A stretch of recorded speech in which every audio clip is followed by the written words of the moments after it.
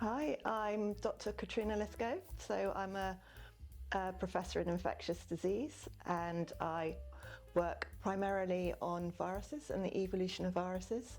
So the sorts of things that I tutor on here are on microbes, not just viruses, but bacteria, a lot on antibiotic resistance, and then also epidemiology, and also the whole area of genomics and phylogenetics. So this is how we can use genetic sequences to understand processes that happened in the past.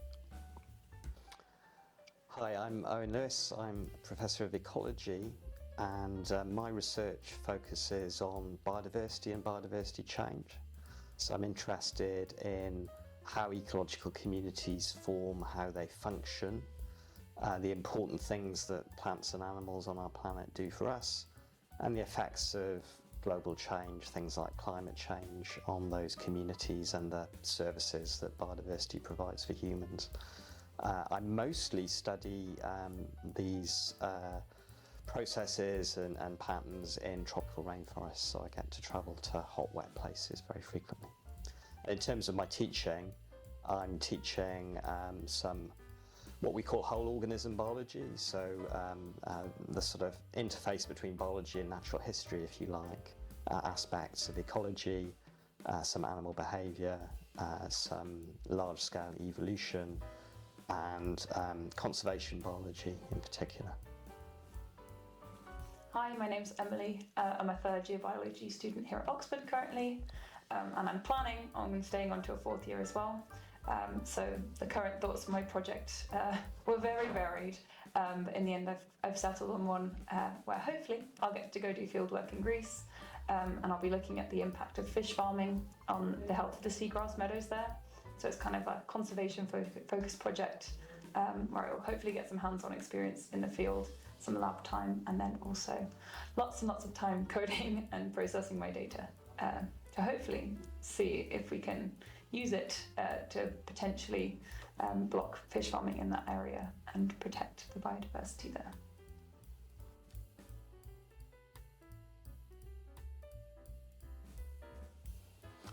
So biology at Brasenose is a lot of fun, I hope. We have 6 students in each year, and what's biology like at Brasenose? Edit. Yeah, so we have a really diverse intake. It's really great. People from all walks of life, I would say, and we try and have lots of tutorials and lots of different topics and lots of different formats for tutorials. So we might have your standard writing an essay, but often we'll get the students to go write a presentation on their favourite organism or something like that as well. So yeah, lots of fun and very interactive. So from a student's perspective, studying biology at Brasenose is great. I mean, I think we have a particularly close network of the students between year groups. We've organised our own kind of like student socials between year groups, and I think that's very college dependent. So hopefully the tradition keeps going, but also we've been lucky enough to do a few trips and socials with the tutors as well. So I think it's quite like a tight-knit community here.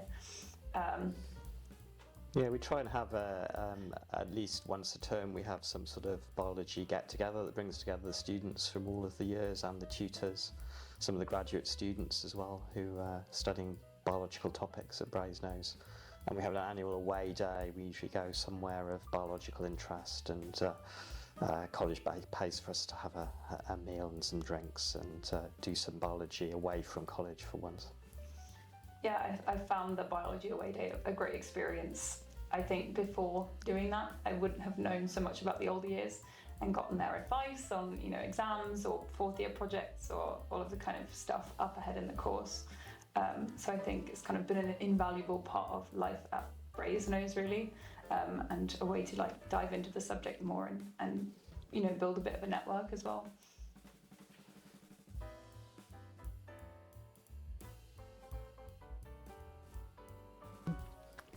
What does a perfect biology tutorial look like? How long is the length of a piece of string, really? But for me, it would be a tutorial in which everyone takes part, everyone interacts, people have interesting questions. Maybe we might go off topic a little bit, explore an area that is like slightly outside of what the students been taught in lectures. Yeah, and just lots of interaction, I think. Yeah, for me, the tutorial is not primarily to kind of go over stuff that students have already covered in lectures.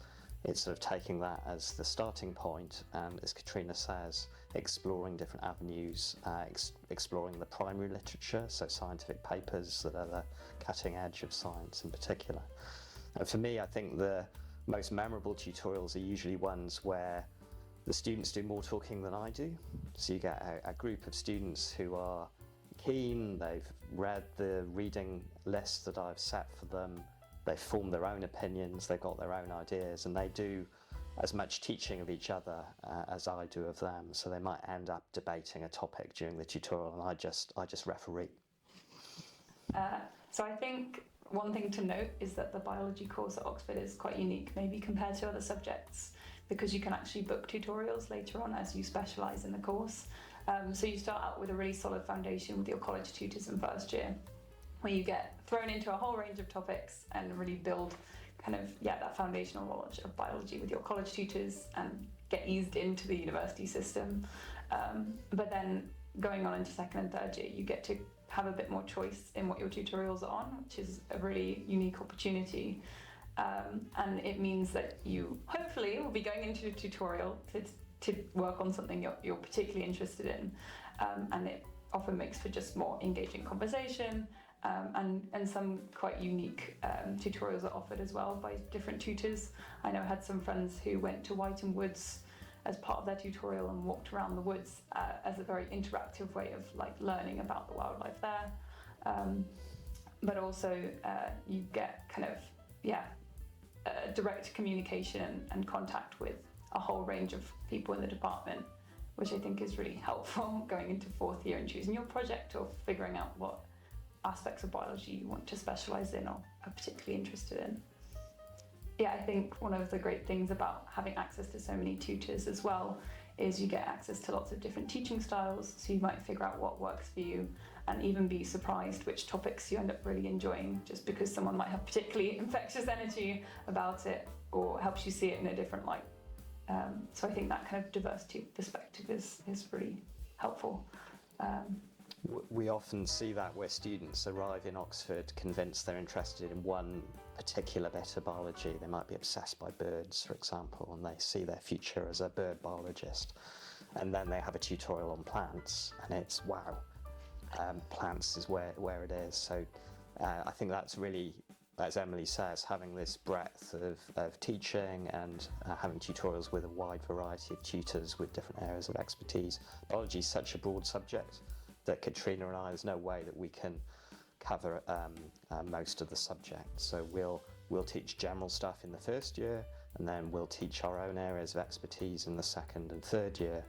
But then, as Emily says, it's about students exploring the full range of biology with other tutors.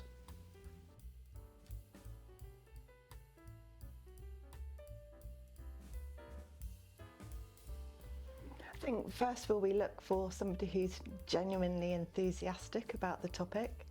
You know, if you're going to spend 3 or 4 years studying biology, you've got to love it. And then we're looking for people who just can think a little bit outside the box. You know, it's not just about repeating what you've learnt in A level, but really having kind of that broader knowledge and that kind of that confidence to kind of think a little bit more broadly. Yeah, I think that's very true. So I think in school, biology and most subjects tend to be taught in a very kind of fact-focused way. And I think the big transition for students coming to university in general and to Oxford in particular is the emphasis on kind of comprehension and application rather than knowledge per se. So in looking for students who are going to thrive in that situation, the ability to think on their feet when confronted with unexpected data, Or in admissions interviews, for example, we might show them a graph of biological data and get them to try and explain why the data look the way they are, come up with hypotheses of their own, think about how those hypotheses might be tested. I think another really important thing is just to don't rule yourself out of applying. It's very easy to think that everybody else is amazing and you couldn't possibly compete, but that's generally not the case. You know, we as Owen says, we're looking for people who can kind of think on their feet, think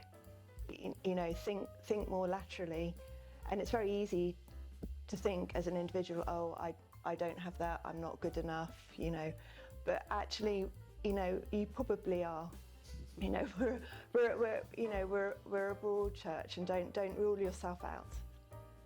I guess my main advice would be just dive into your subject and find which niches, no pun intended, that you're interested in, and whichever kind of media suits you in terms of pursuing that interest is, or any kind of medium is valid. Like if you particularly like documentaries or reading books, you don't just have to read really dry or complex papers for your interest and the research you've done to be valid and come across as impressive.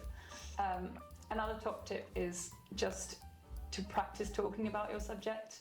You might have a really strong passion for it, but you might not be used to kind of articulating that and conversing with people or discussing with people your interests and the kind of debate behind what you're interested in. So do find a friend, they don't have to know anything about biology, and just bounce some ideas off them. And you might be surprised with the questions they come up with that kind of challenge you and make you think on your feet.